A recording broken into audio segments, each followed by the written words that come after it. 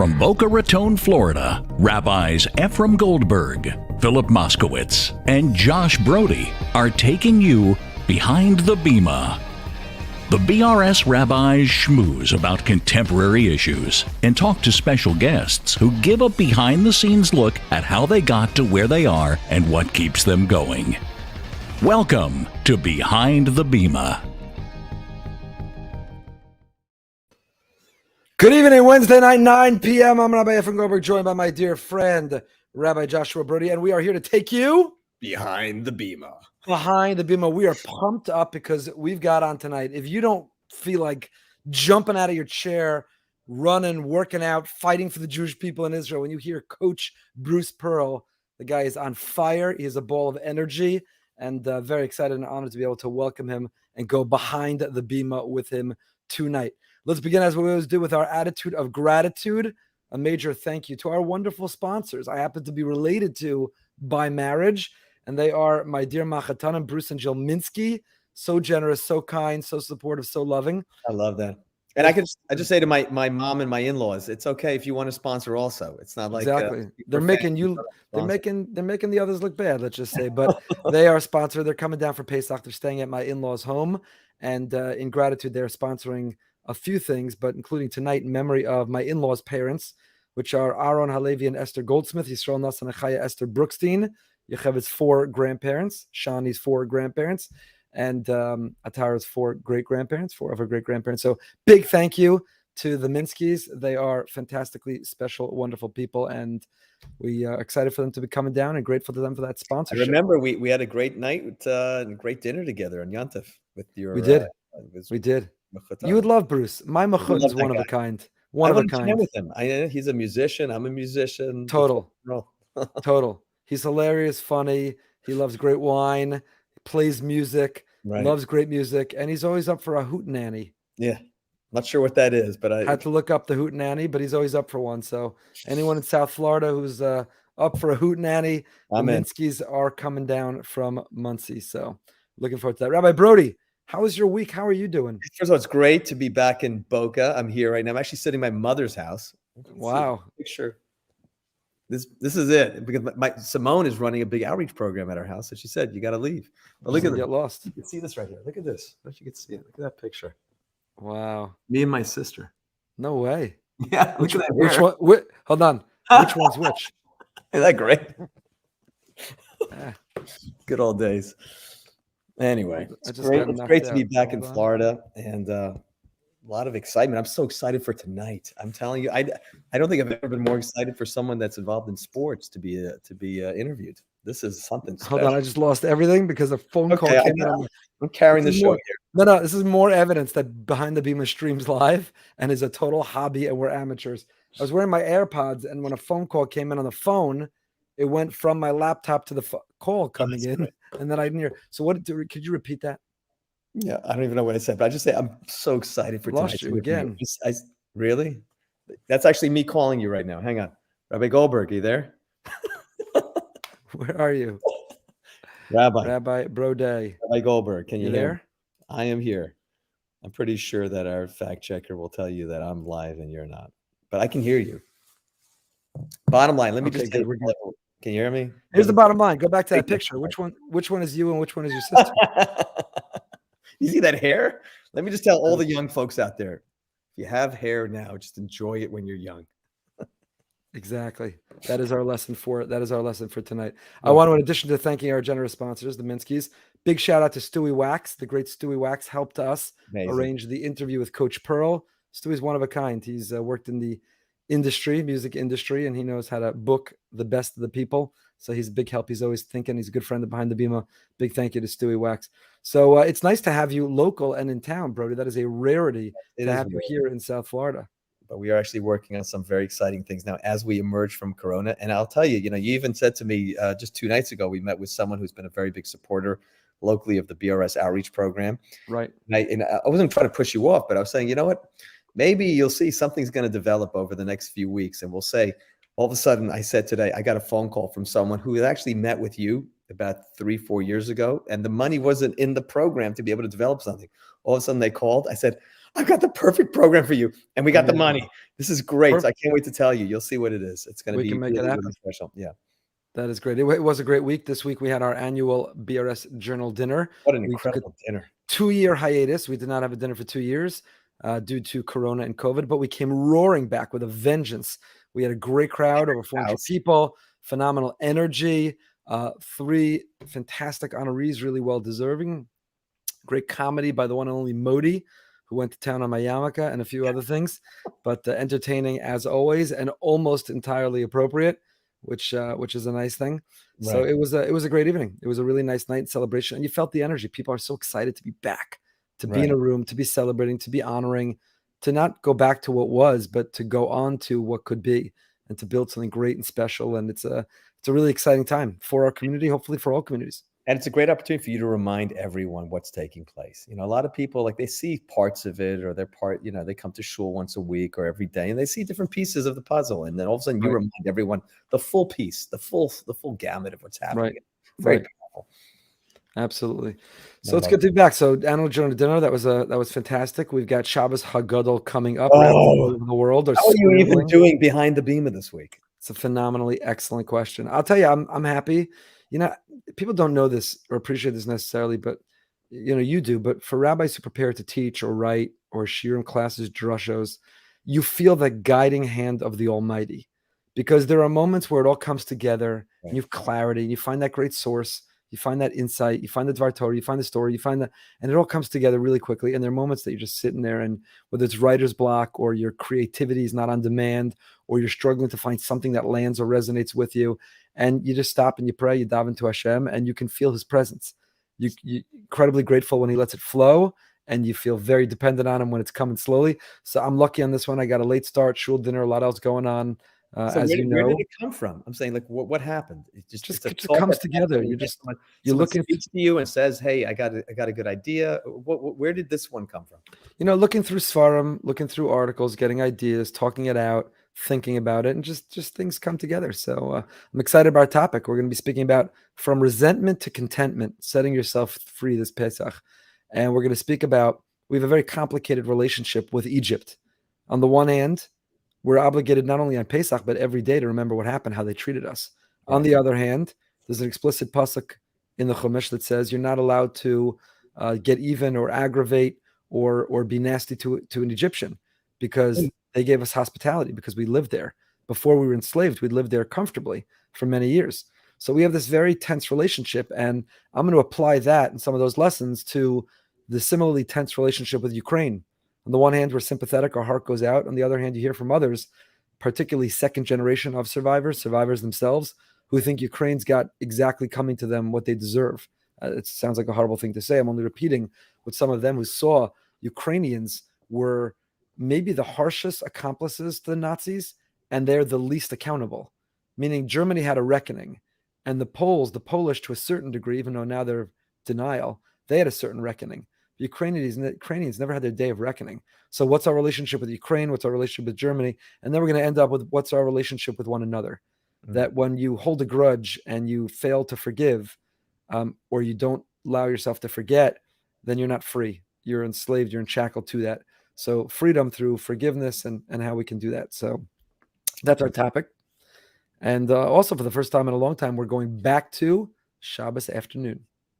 Live. Now, if Rabbi Moskowitz here right now, he'd say, Rabbi Goldberg, tell everybody, what was the thinking behind, why did you decide to go back to Shabbos afternoon? So the thinking is that Rabbi Moskowitz told me it's time to go back to Shabbos afternoon. Right. No, the thinking is, it's tempting, you know, when you do it on Motzei Shabbos and you stream it. Thank God, there's a lot of people who join and watch and participate and hopefully benefit, and that's intoxicating. It's rewarding. It's gratifying. Not to say that it's not enormously gratifying to be doing it with our community locally and the beautiful crowd that come. But the more correct thing is to go back to the way it was. It's called Shabbos Hagadol, not Motzei Shabbos Hagadol. And the more correct thing is to gather Shabbos afternoon. It's a very special occasion, twice a year. I didn't introduce this to our community, but we continue to have really special occasions twice a year. The whole community, whatever minyanim you normally go to, shul gets packed. People come together. It's a community of learners. I continue the minhag, the tradition of wearing a talis, even though it's in the afternoon, evening, as Shabbos is ebbing away, right, as some would say. And I love it. There's a great energy from being all together, and grateful to the Friedmans and Coeds for sponsoring it in memory of Rabbi Friedman and Helen Cohen. And we got a fun topic, a little State of the Union, a little mission and charge to all of us. Back to Shabbos afternoon, not streamed, not recorded, and not being done again. People say, well, give it Shabbos afternoon and do it again. What's a Shabbos online? You can't. It's like the big question that there's every year is how long is it going to be? The over under. The over under bet. Or 20 minutes. What do you? The annual over under bets that come. People have made and people have lost a lot of money on that. I have. The truth is, if I knew, I could set it up the right way. Right. Supposedly, I'm in control of that. even though as I look at that clock, it doesn't feel that way. But this year, I'm committed to end punctually, on time. Interesting. I'm committed to it. And how does that work? Also, there's a little bit of an incentive. There's no drusha. Right? Some would see it as an incentive. No drusha Shabbos morning. No yeah, ironically, it's an enormous amount of work before Shabbos, but then Friday is like the best Friday because you don't have to write a drusha for Shabbos morning. Right, you're done. So it's a relaxing Friday. Where are we going? A lot of work goes on in advance. Your wife, where are we going? On Friday? Yeah, Friday. A little pregame, a little get ready. That's great. Does that mean I don't have to give at the No, you should be walking over. I hope you've arranged a walking group. No. I'm saying no drusha Shabbos. No drusha, no, because it's Shabbos Agadol. Everyone has to come. Hey, perfect. Why don't you report? We also had, we were reviewing the week. We forgot to mention a great Malava Malka at the Brody home this past month. Really special, and it was really nice also for you to come and share your vision for what an expanded Jewish community means. You've said this for years, but I know it's going to be part of your upcoming big announcements about growing larger and smaller at the same time. Boca Raton right now. And I was talking to someone this afternoon looking to move in. He's kicking himself for not having bought a home a few years ago. Yeah, and he no doesn't know what to do. It's 1,000 families. It's growing like crazy. It's really wild. Yeah. Did I mention? I don't remember if I mentioned on Behind the Bima or not. That I recently met somebody who just moved in from New York, and he said to me, "Rabbi, yours is a 2 community." I said, 2? Like, what does that mean? We're not number 1, we're number 2. What does it mean, 2 community? Number 1. So he goes, the houses here on the circle, they're either too small or 2 million. Too small or 2 million. Oh, 2 million. No, 2 bedroom or 2 million. That's what he said. Right. 2. It's a 2 community. It's a big problem. It's a good problem to have. A lot of communities would be eager to have for this problem. It's a good problem to have, but it's a problem. It's funny, you're talking before. I think you kind of referenced the Holocaust. I don't know, maybe with Ukraine, maybe you didn't. Maybe it's just in my head. Yeah, no, I mentioned it. Yeah, but so I saw earlier. First of all, we have an incredible Yom HaShoah program at the shul. It's going to be a really special night. We have a survivor, Sam Ron, and as you know, and as you suggested, maybe it'd be great. There was an article that featured him and a friend that he hasn't seen since he was in a concentration camp. So earlier today, and I called him just to see if he was available to come. So earlier today, I see he was calling me. So I was in the meeting. I picked up right away because he's in his mid-90s, and I said, he said he was going to get back to us. He thought let's just say it was a wrong number. He didn't think he was calling me. So I'm just like, no, this is the rabbi. He's like, no, wrong number. I'll call you tomorrow. That's funny. All right, you'll figure it out. You'll make it happen. It'll be a great night. I want to bring on the coach in a moment. A really great conversation. But let me ask you this. So I did my Pesach workshop week and a half ago, and several times during the workshop I used the expression, don't be OCD about Pesach. Right. Don't let Pesach be OCD. Don't get neurotic. Don't be OCD about Pesach. So I got an email from somebody who wrote really respectfully and really with nuance, which I love, but they basically said, I know you didn't mean any malice by it, but when you use the word OCD with Pesach in such a casual way, it really triggers and is hurtful if you or you're related to someone who actually has obsessive compulsive disorder, OCD. And she went on to tell me, she said, a relative of hers once missed an exam because he was spending so much time going up and down the stairs because he felt he didn't get it right the way he came down the stairs at school. And another person she knows once missed a flight because he was davening Shemona Esrei for 2 hours. He didn't feel like he got it right. He just couldn't stop. And that OCD is a real disorder. It's a real challenge. It's a real sort of disability or mental health issue. And when we use it flippantly or casually, we don't intend to, but it's not respecting the people who really struggle. And don't confuse needing your shoes to be lined up, or don't confuse doing super spring cleaning for Pesach with OCD. And she goes, I know I'm just now another person saying another thing that you can't say, but I'm just putting it out there, like, be more sensitive. So I posted online, And I said I was wrong. I'm so happy that this person reached out. I'm happy they enlightened me. I'm happy they sensitized me. I apologize if I hurt or offended anyone unintentionally. And I'm going to be more careful. I'm not going to talk about being depressed or don't be OCD about Pesach. These are real diagnoses, real terms, real people who struggle with it. So it's interesting because for the most part, I got a lot of feedback that said, thank you for acknowledging that, or yes, we should all be more sensitive about that. But then I got a few pieces of feedback that said, hey, I've got OCD, I'm diagnosed, and everybody's got to have thicker skin. It doesn't bother me. I know what you mean by it. Big deal. OCD is just used as a term. I'm not trying to cancel everyone or censor anyone who uses that term. So I don't know. What do you think? Have we become hypersensitized, or we should have thicker skin, or is that a good thing that we should all learn to be much more sensitive? And hey, if it's going to offend or hurt someone, just don't use that term. What do you gain from it? What do you think? Right. I think it's interesting. I think, first of all, when it comes to OCD specifically, and not like some of the other words which we've also become accustomed to and have also need to be a little more sensitive about. But like my wife thinks that I have OCD. Like she thinks I am OCD about many different things, and I've never been diagnosed. My mother always tells a story that before we moved to America, that I was diagnosed with ADD or ADHD or something. And when we came to New Jersey, to JEC, she threw out the diagnosis, and I was taking Ritalin, I guess, before coming to America. And then I stopped taking it because she didn't want to tell anyone. But like you look at my closet, you'll say, this guy is OCD. I mean, you'll see everything's lined up, and it has to be. Doc Martens, how OCD are you about lining up Doc Martens? Everything you'll see, but everything, and it's strange. Again, maybe if I would be diagnosed, it would be. But again, if I would be, I wouldn't be offended if someone used the term. I think there's. But I guess there's degrees. Like someone who has a serious, like I'm not missing a flight because of it. Right. But I can understand there is a sensitivity. It's not a simple world. It's an interesting question, right? Words matter. Our words do matter, and we don't want to be hurtful. But on the other hand, we don't want to create too sterile or too sensitive or too censored an environment.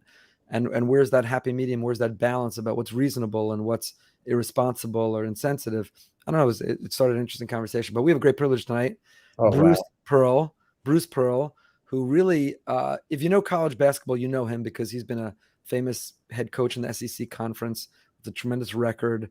And he went to the Final Four, one of 5 Jewish coaches to do so. If you don't follow college basketball, you probably also heard of him because he had a video that went viral just a couple weeks ago where during the NCAA Final Four, not Final Four, but March Madness, he was appearing nationally, internationally, big press conference. Someone asked him a question about the Ukraine, and he uses that opportunity to go off about the story of Purim. Unbelievable. It's amazing. I didn't know him. I really didn't. And it's no shocker to anyone that knows Behind the Bima. But when you showed me that video, I was all in, and I couldn't wait to watch more and just learn more about him. He is amazing. Someone that is incredible. Really. Yes, he's head coach today, Auburn Tigers men's basketball. He served previously head coach Tennessee, Milwaukee, Southern Indiana. He led Indiana to a Division II national championship in '95, Division II Coach of the Year. Won 4 conference championships, 3 conference tournament champions, Division I, made 10 NCAA tournament appearances. He made a Final Four. He was the coach of the year. He was a head coach for Maccabi USA men's basketball team. He won the gold medal 2009 Maccabi games. We'll bring that up. He comes from Boston, proud Jew, Jewish family, and it was a real honor and very excited to be able to bring him on. So without any further ado, the great coach, Bruce Pearl. What an incredible honor it is to be together with Coach Bruce Pearl, head coach of the Auburn Tigers men's basketball program. Coach, we are pumped to be together with you. Thank you for making the time to go behind the Bima with us. This is awesome to be behind the Bima. Normally, I'd be having to get ready. I have my kippah on, my tallis, and I'd be getting. Last time I got behind the Bima, it was to raise the Torah for Yom Kippur. That was the last thing I. There we go. So this is awesome. It's great to be together. And we know you usually get the Haftorah on Yom Kippur, so maybe we'll get into that. But the truth is, Coach, or maybe we should address you as Mordecai, because the world came to learn your Hebrew name during March Madness when the spotlight was on you, an interview with the media. Somebody throws up a non-sports related question about whether you're willing to match donations to Ukraine. And all of a sudden we saw it in your eyes. Something clicked, something pivoted, and you used that moment, national, international audience, in your prominent position, and you gave the world a history lesson on the story of Purim, about your name Mordecai, about what we need to do for Ukraine and about stopping Iran. Were you waiting for that opportunity? Were you geared up to tell that story and you just needed the right question, or did it hit you at that moment? That's a great question, Rabbi. Thank you so much. Honestly, I had been praying and really talking to God about, is it appropriate during the Final Four, when all people want to talk about is the basketball and the matchup and one shining moment? I get it. I actually had talked to a minister friend of mine and a rabbi friend of mine, and the whole idea was, look, you'll know if it's right, you'll know if it's wrong. Just trust your instincts. I had a couple of press conferences, and it was all basketball, and I didn't jump into it. I just didn't. And then, lo and behold, I get a question, and it's from somebody that's not in the audience. It's actually from above, right? And I'm like, all right, this is it. This is God going, all right, I just opened the door. Let's see what you can do. Because obviously it's on all of our hearts right now. What's going on in Ukraine? Right. What's going on in Israel? Our concern about the treaty with Iran. It was Purim. I've always believed that my family named me Mordecai so that I would be in a position as a coach or a teacher or an advisor. Because let's face it, what exactly can we do when we say never again? I'm not young enough or able to pick up arms and go to Israel right now and fight, but I would give my life for Israel. All right. What can I do I'm on that. I wanted to give the Jewish people that are living hope, that we're having this discussion right now, that just like Mordecai had to give Queen Esther, the courage and the wisdom to go do what she did, putting her own life in jeopardy to maybe save her people and make the world a safer and better place. And thank God she was able to do that. So therefore, what was I doing? I was going to say, no, wait a second. What's going on right now with the potential of giving Iran billions in sanction relief when they're the sworn enemy of the state of Israel, our great allies? In other words, they're saying publicly they want to do what Hitler did in 42 to 45. That's what they're saying. Right. And we're supposed to just sit there and be quiet about it? Well, there's just no way. And so that's the moment presented itself, and we did it. And I'm glad I'm glad especially it's been well received by my Jewish brothers and sisters, because that matters a great deal to me. It has been. It is. You gave us incredible pride. Coach, you gave a great sermon. It was a sermon heard around the world. And you stood up and you wore that Jewish identity and pride on your sleeve. And we know you do regularly. It's not that you divide your worlds, you hide it. You're not necessarily in the most heavily Jewish neighborhood in the country.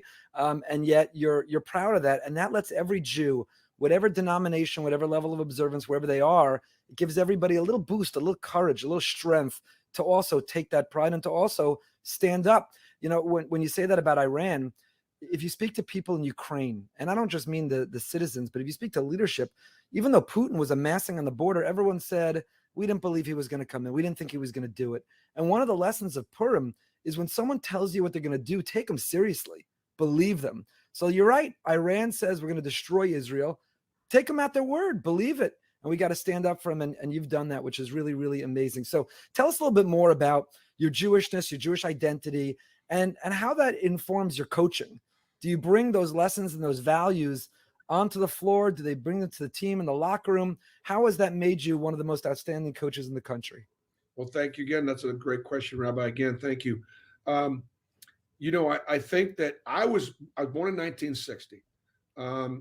My father's parents kept kosher. My father's parents, my grandmother emigrated from Poland, and my grandfather emigrated from what we always thought was Austria, until I had gotten a little bit of a history lesson to realize that it was really Austria-Hungarian after World War I, and actually in Ternopil, which is where he was from, is actually a city like 73 miles from Lviv. I mean, he was Austrian, but really more Ukrainian. And I didn't know that until very recently. Here's my point. I had a foundation. I had a grandfather that was a plumber, and his hands were always, you could see his fingerprints because of the pipe grease, black. But he could take and go, and my grandmother, she said, "Wash, you got to wash your hands before you come to supper." And he'd scrub his hands, and you'd think it would be black, would come out. Not a thing would come out. They were indented in his fingers. And so when Papa would go to Shabbat services and put on the tefillin, he would go in his work clothes, which was plumber's clothes.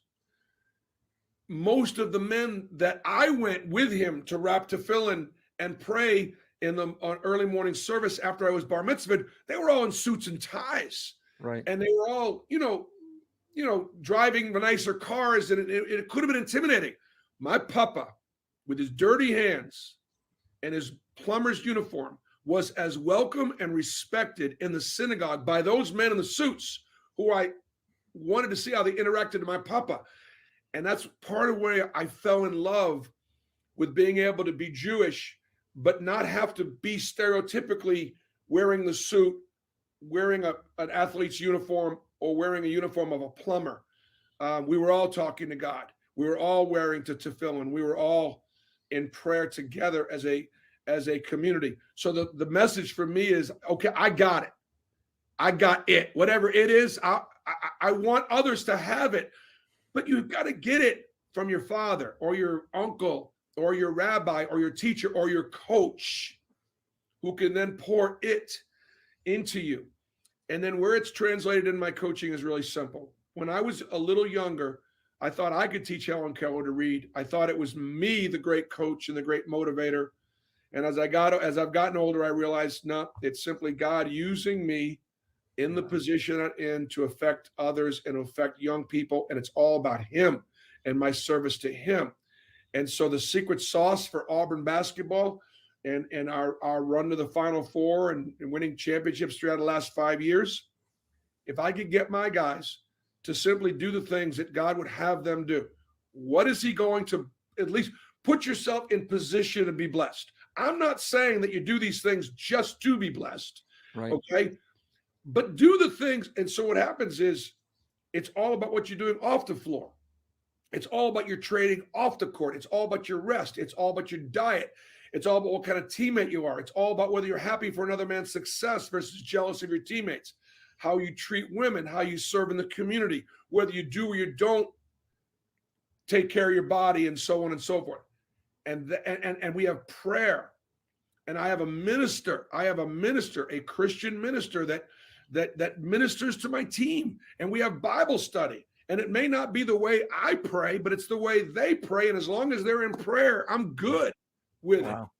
Do you ever pray on the sideline? You ever find yourself on the sideline, pivotal moment, offering a quick little muttering a prayer to yourself? Shema. Yes, Rabbi, what I do after player introductions, and I've done this my entire career. When they introduce me, after they introduce the players, I am always crouched over a chair and I'm talking to God, and I'm kneeling down at my chair and people are seeing me pray. And I am not praying about the game. I'm not going to tell you what I'm praying about because that's between me and God, but it has nothing to do with victory. It has nothing to do with the basketball team, but I want, when my name is called, I want them to see me on my knees praying. Love it. Wow. I can tell you, when I told my son that you were coming on the show, he was so excited. He told me that video that Rabbi Goldberg was talking about earlier, the Mordecai video. He said they played it in their school. All of the high school students are like, "That's Mordecai. This is the new Mordecai." It's great. He was so excited. One of the things, obviously, you can't win every basketball game. And as a coach, after a loss, you look back at the game and you say, "What could we have done a little bit better? Where could we have made improvements to win the game or the next game?" You also had a big setback back in 2011, back in Tennessee, and you're not a guy that just talks the talk, but you walk the walk, because you came right back, and you came back stronger than ever. How do you find that? Where does that come from? Is that also God? Is that something inside of you? It's a very difficult thing for anyone to do. Yeah. I think that I think, first of all, adversity reveals character. It can build character, but it's going to reveal it for sure. Adversity doesn't always build character. Adversity is going to, you better be at your best when things at your worst. And that's character revealing. It's going to reveal it. So when I was 15 years old and I was a freshman in high school, I was the best athlete in town. I was the first kid picked on the playground, the first kid picked for everything. And then I had a career-ending injury. When I say career-ending, I had a really bad knee injury, and I was never the same athlete. And I honestly believe that God said, there's way more to you, Mordecai, than just being the best athlete. I wasn't kind to people. I was very limited in my friend population. I thought a lot of myself. I dominated you. I embarrassed you because I was stronger than you, and I wasn't as nice. And I'm telling you, changed my life. And now all of a sudden, when I could no longer be that athlete, I was painful. There were a lot of friends that were happy that the king got knocked off the hill, but I didn't quit. And I got in the school musical, and I became the class president. And I'm like, God, these other kids that aren't very good athletes, they're awesome. They're so much fun. They're so cool. They're so talented. And then I became a champion for the underdog. All of a sudden now I was still tough enough. You're not messing with these kids that aren't athletes, that are just the bandies, that are academicians. You got to go through me right now. And I could still put my hands up and fight.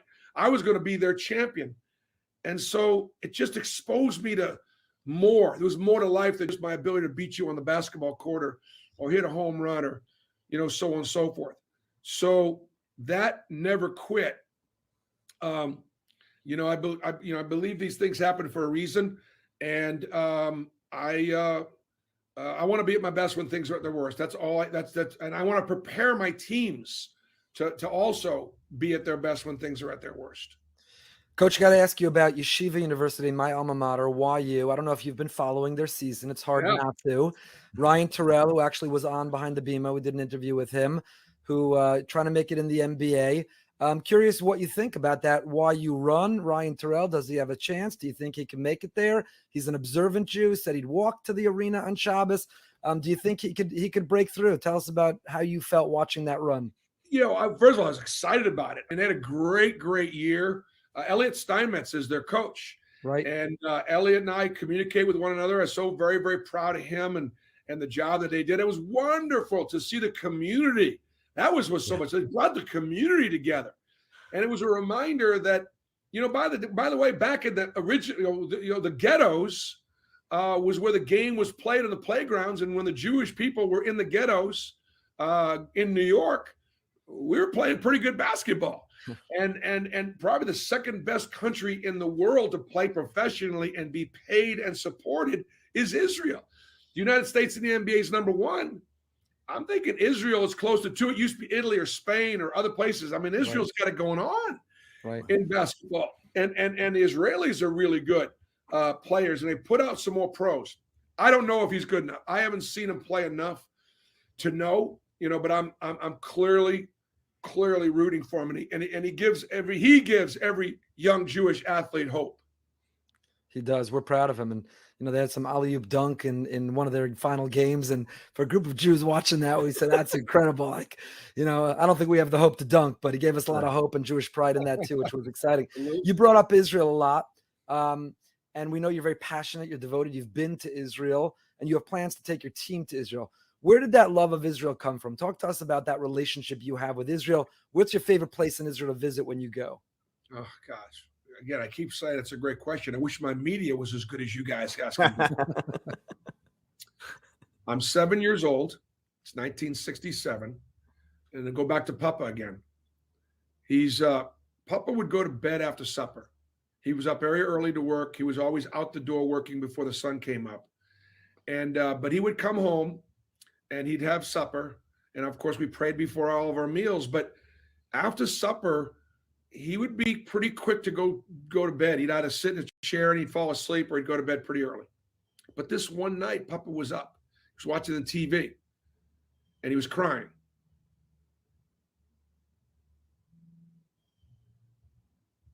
I said to him, Papa, what are you crying about?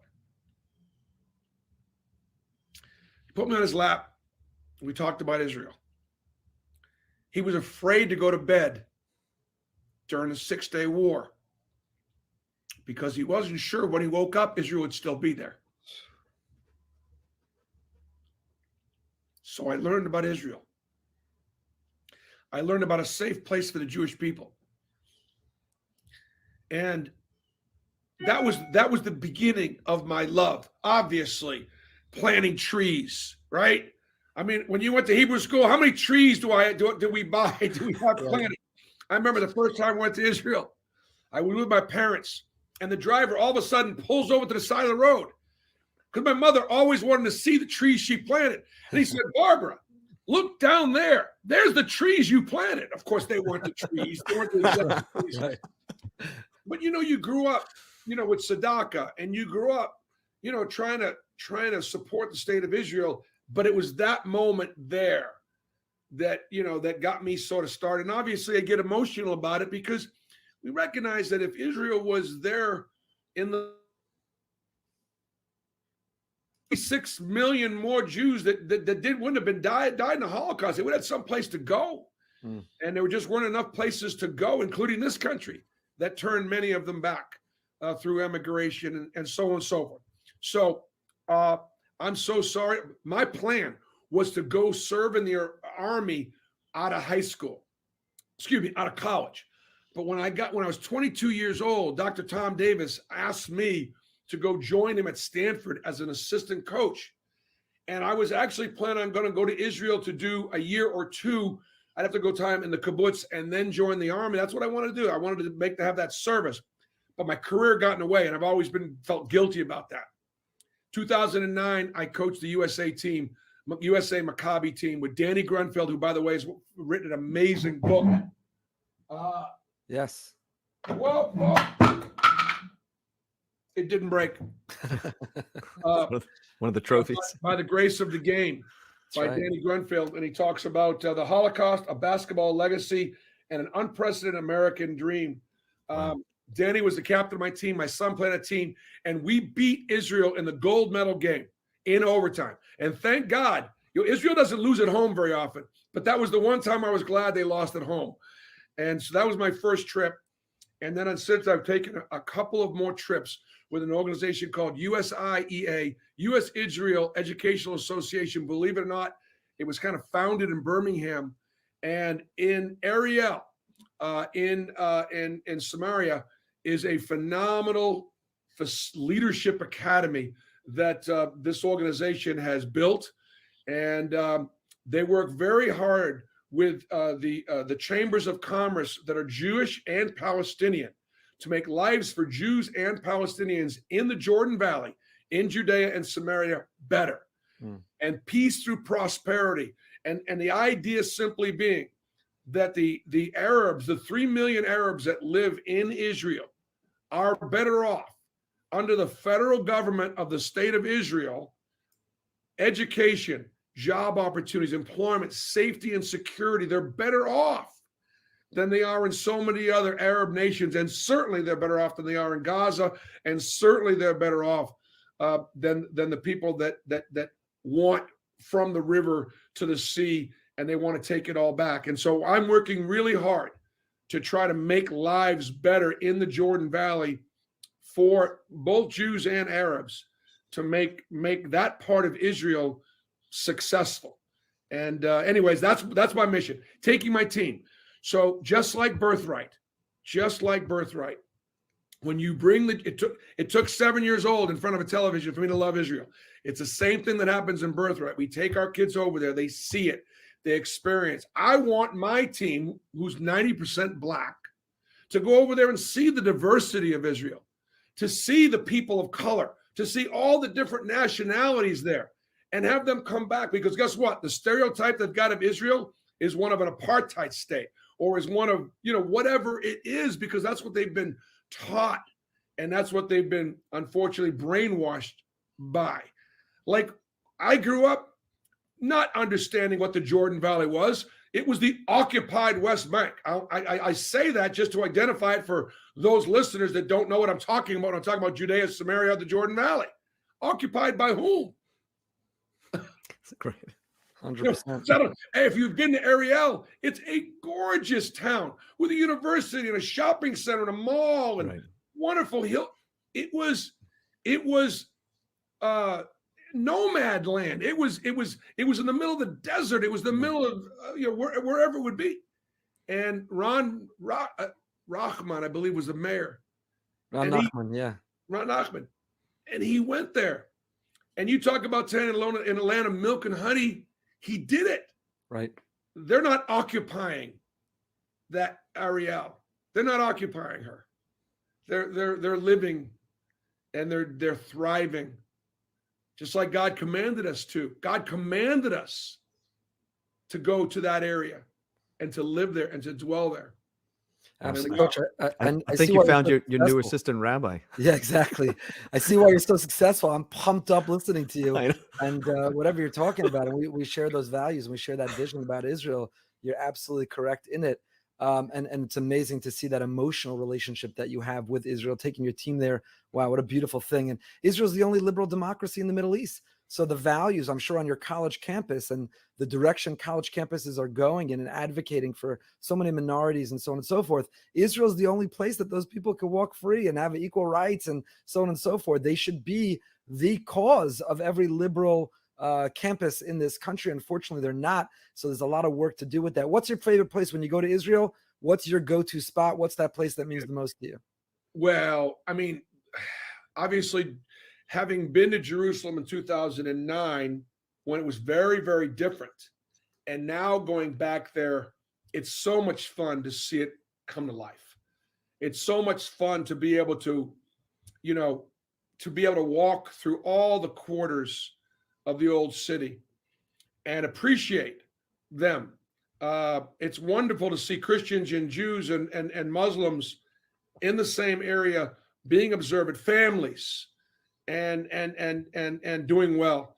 I remember what East Jerusalem was in 2009, and I remember how disappointed I was in. I had a hard time differentiating between what was what, but it was dirty, it was dangerous, and obviously it's been a city that's been conquered and demolished and rebuilt and built upon and covered up, and even as late as prior to when Jerusalem became the capital of the state. Everybody just built everybody's temple on top of everybody's temple on top of everybody's temple, and the real deal's buried down there, down there with the King of David. And so Jerusalem is special. I think that's probably my favorite. I love the Galilee. I love the northern area, and I love the area. I'm just curious. Are there people in any of these schools that you've worked in who say, "Listen, Coach, that's for the synagogues. The prayers, leave them off the court." And at the same time, are there people that say, we've been so inspired by your messaging, but we were also a little bit afraid. We don't think that we could do as much as you're doing. What would you say to someone in college right now who's a little afraid of talking about his Judaism, talking about Israel? Yeah, it's so good. That's so good. Look, when I'm out there like this, does it hurt me in recruiting sometimes? Absolutely. Not every great basketball player that grows up in the inner city dreams of playing for a Jewish basketball coach. It does hurt me in some households. But that's a choice I made. And I'm sure we've lost some kids. My coaches have got to realize this is who you work for. This is who I am. I don't want people to put their jobs at risk. I don't want them to put their families at risk. They don't need to be and they shouldn't feel bad that they're not as outspoken as they want to be. They just might not be in this position. I've become more and more outspoken as I've gotten older because I can see I'm playing the back nine right now. All right, this is I'm playing the back nine. They're not going to fire me right now. We won 28 games this year. We won the SEC. right? And so I'm in a stronger position now. Now, by saying these things, are there people that are out there that aren't liking them at all and wish I would just shut up and are waiting for me to have a bad season or two and fire me? Maybe there are. You just have to make sure to keep on winning. That's all. Just got to make sure we keep on winning, and there is some risk reward. But I'll tell you this: I'm blessed to be a place like Auburn, in Alabama, and one of the things I don't mind telling you is the Jewish people and Jews all over the world should be grateful in some way to the evangelical Christian community who is standing with Israel in many ways, in prayer, in financial support. And they provide us a lot of political cover here in this country. Because let me tell you something. Don't think what happened in Germany couldn't happen again. Through the power of social media, through the power of media, somehow Hitler was able to do what he did. Right. As horrific as those atrocities were, maybe the most horrific since the beginning of mankind, and it took place 75, 80 years ago, don't you think that it's possible, unfortunately, for things to get turned around in such a way where we could find ourselves right back in that same boat that we were in before? And so therefore we need allies, and we ourselves need to stay together. And so that's why I am encouraging people to support Israel. Israel needs to be a bipartisan, Democrat and Republican supported. We need support from both. It can't ever get away one or the other. But I do ask our Jewish brothers and sisters, how does your senator or congressman feel about the state of Israel? What's important to you when you cast your ballot? Is it the economy, number one? Is it the abortion issue? Yep. Is it gun control? Is it about, or where is Israel? You know, for me, Israel is pretty high on the list about Democrat or Republican, about where I'm going to cast my vote. And I think it should be high on the list of our Jewish brothers and sisters as well. Yeah, we agree with you. And in fact, a couple months ago here at our synagogue, we did a night for Israel, and we partnered with evangelicals. We had over 1,000 people, Jews and evangelicals, and Ambassador David Friedman spoke, and Ben Shapiro spoke, and Governor DeSantis sent remarks, and our own Congressman Ted Deutsch was recognized and appreciated. And we agree with you, both on the bipartisan part, but also that we don't have the luxury. If we rely only on the Jewish community, unfortunately, too many are asleep.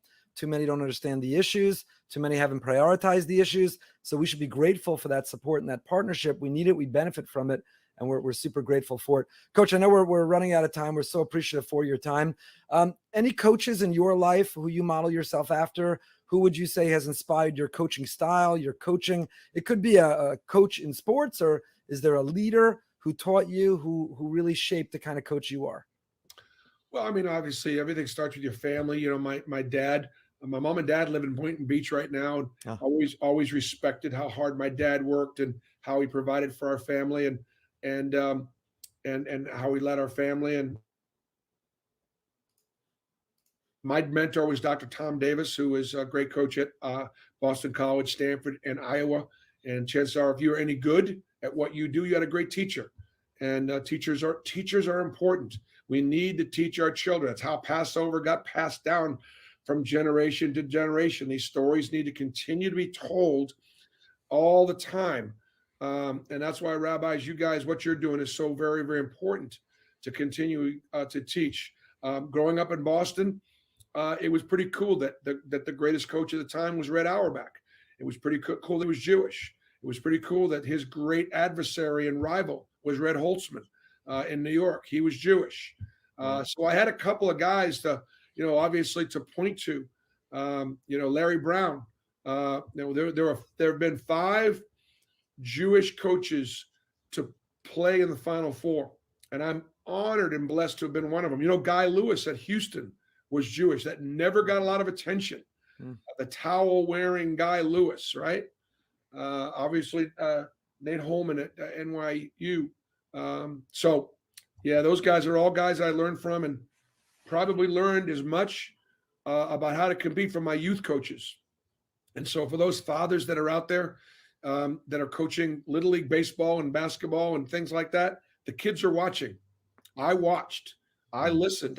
Most of them were fantastic. And a couple of them didn't behave properly, but I could tell the difference even as a young one. We have responsibility. We have a responsibility when we're teaching and we're coaching. We have to try and live and at a higher standard, because we're in that position of trust and leadership.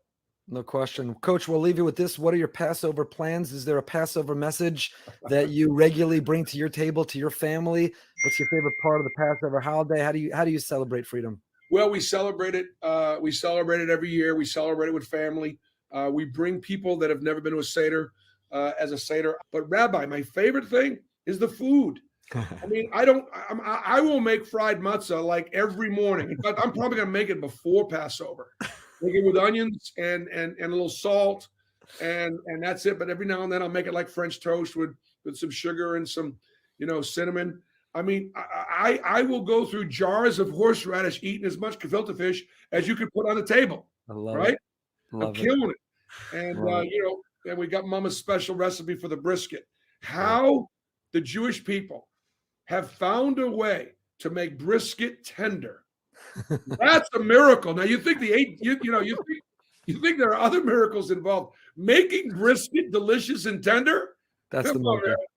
The miracle of Passover. Well, that's one of the miracles of Passover. Coach Mordecai, from the bottom of our hearts, your message is, first of all, you're standing up, your support of Israel, you're advocating for the Jewish people. Obviously, we have significant differences with Christianity, but your efforts to bring people together and to focus on what we have in common, you give pride to Jews. And Rabbi Brody said, their kids are going to listen to this, on young people, I should say, on college campuses and younger, who, when they hear you and the environment you're in, take that pride in being a Jew and standing up for Israel, are going to emulate and follow in your footsteps.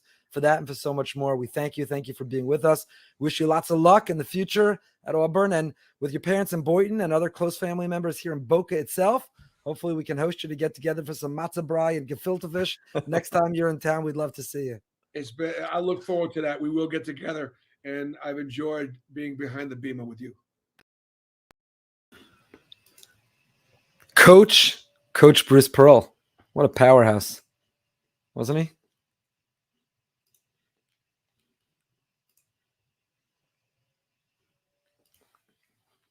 You are muted, Rabbi Brody. This time is not on me, it's in you. He is a powerhouse. You listen to him and you're pumped, your energy, your adrenaline. You just want to start doing push-ups and sit-ups and run the court.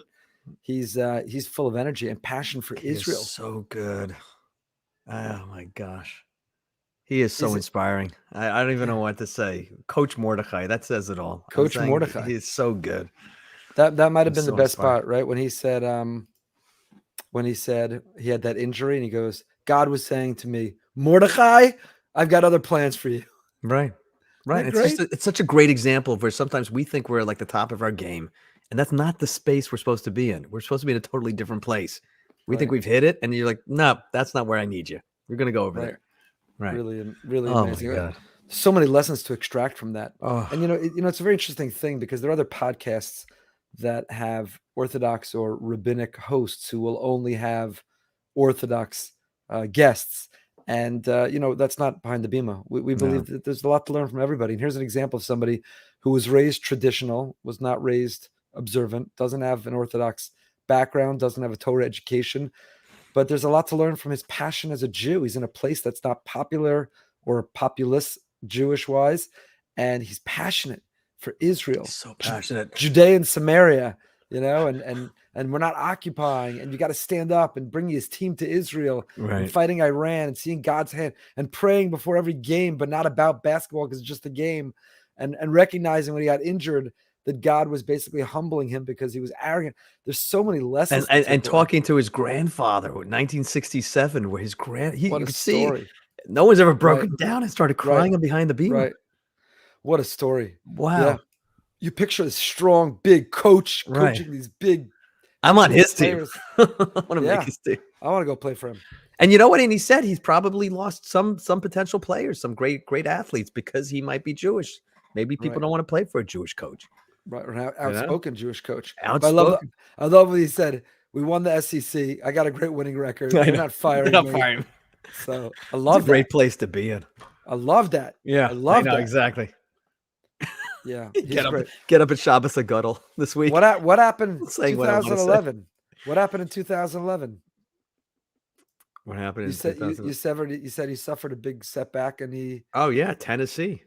What happened? What happened was that there was a little controversy, and he invited over 100 players to his barbecue. Yeah. And there were 3 potential, I guess, athletes that were supposed to be on his team. I guess that violated some sort of protocols. And what happened was but then he goes back and he says they didn't come. And then he goes to the parents of those kids and says, tell them to say you weren't there. And that was just the beginning of, unfortunately, a few things. Okay, but he bounced back. He bounced back. He's got success, and that's also one of the lessons of life. He's he's the real deal. Offline, we talked to him for a couple minutes, and he's the real deal. Cameras on, cameras off, and he's so good. We got a big compliment, by the way. He said we're better than the media. He loved our questions. He did say that. That's a great compliment. That is a great compliment. So I hope that all the media is listening right now. I do hope they are listening. We have some more great guests who are lined up. What a night. Got some tremendous rabbis lined up and tremendous scholars and women. We've got more fascinating, diverse representation of the Jewish community and beyond. And we continue to bring some great guests and great conversations. But you know what it's time for now? What, breaking news? What do we got? No, it's time for Shabbos Agudel preparation. Oh, exactly.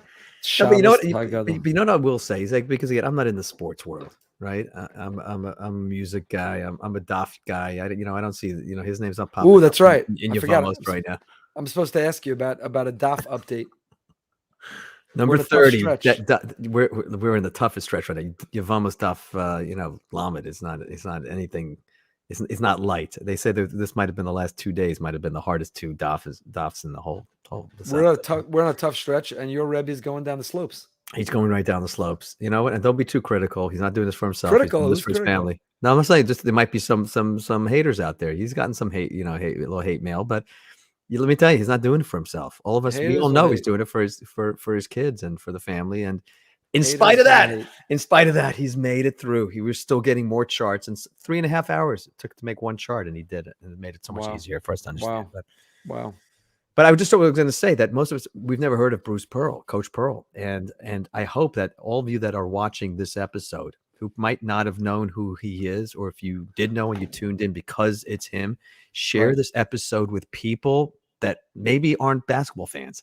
They will love this episode. Everyone will be inspired. So you're making a great point. We're not supposed to say that. I can say that. I've been asked by people around me that it's we're not supposed to promote, rate, review. And I will repeat what we often say, which is that share behind the Bima, not for us. It's these guests. There's such wisdom. There are pearls of wisdom from Bruce Pearl. And we'd love other people to hear it because it's inspiring. When he got choked up about Israel, his grandfather says, I can't go to sleep during the 6-Day War because I'm afraid I'll wake up and find that Israel's not here anymore. Wow. Yeah. You and I are very young. So, we weren't alive then. We look back. We know how the story ends. Right. So it's the biggest victory. And I didn't understand why he was crying. I was like, it's a celebration. We know the story backwards, that we won, and we won in record time. And what's the big deal? But I know that. I know that, they dug graves all over Israel. They thought it was going to be the end. They thought it was another Holocaust. Right. And there was God's hand. Miracles like Pesach. Like brisket. Miracles like brisket. Like brisket. He was so good. Like brisket. The miracle of great brisket. I went to a beautiful Sheva Brachas last week, and the host of the Sheva Brachas, who has become a connoisseur of smoking fine meat, smoking brisket, he offered an ode to the brisket. I can only say that I hope that my wife will one day talk to me with the love and the enthusiasm and I hope the Chassan and Kala, I shouldn't say my wife, she does already, but I hope the Chassan and Kala will speak to one another. And he spoke about the care and concern for the brisket as a metaphor, for marriage. Great marriage. And everything that has to happen with the brisket, from choosing it and trimming it, to marinating it, to smoking it, to turning it over, and everything that has to happen for it. So there was a real ode to brisket. It was there's a passion. The people smoke briskets for like a day, keep having to check on it. It was really, I'll tell you this though. Yes, it was good. It was a good brisket. It was worth the wait. The brisket deserved that love. Yeah. Deserved all that love. It was special. Big thank you again to Bruce and Jill Minsky for the sponsorship tonight. Thank you to Stewie Wax for your help in arranging the interview. We got great guests coming, so don't go anywhere. You're going to want to check back. You're going to continue to come behind the Bima with us. Until next time, stay happy, stay healthy, stay healthy.